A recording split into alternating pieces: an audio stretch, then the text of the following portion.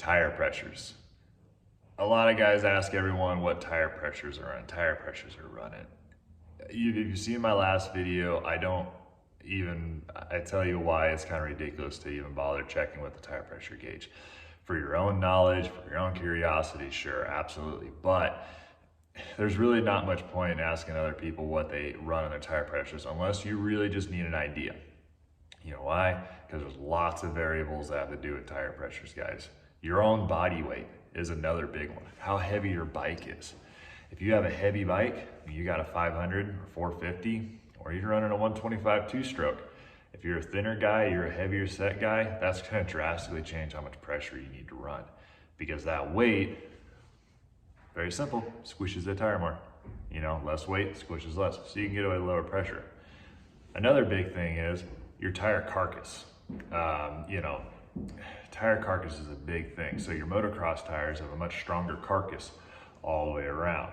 So yeah, you can run a lower pressure, but it's not like that's really a good or a bad thing, because with traction comes the squish of the tire, not so much the pressure. So if you have a hard carcass tire and you're like, yeah, I can run low pressure, so what?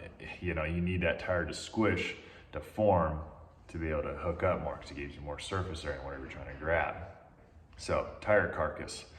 And then another thing is wheel diameter. If you're running an 18-inch rim, like on all these GNCC style bikes or versus a motocross bike, you have a larger wheel, so you gotta run higher pressure. Another thing is, where are you riding? If you're running a very rocky and fast pace, you gotta bump them up, or else you're gonna be smacking your rims, popping your tubes, or whatever's causing damage. Is it, how cold is it outside? If it's really cold outside, the atmospheric pressure is lower versus higher when it's hotter in the summertime. But then again, your pressure will adjust for that. But yeah, so your terrain, are you running a lot of mud? Or are you gonna be doing slow, snotty single track? So a lot of variables. So you might ask, well, smart guy, how do you check your tire pressures? I'll show you. The way I check them is feel. So right now, I'm running tubeless, they like to leak down.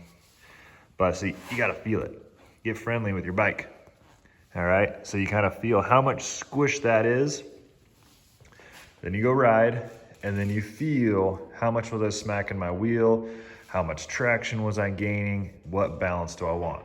Same with the front, because your front's gonna change a lot too. You gotta feel it.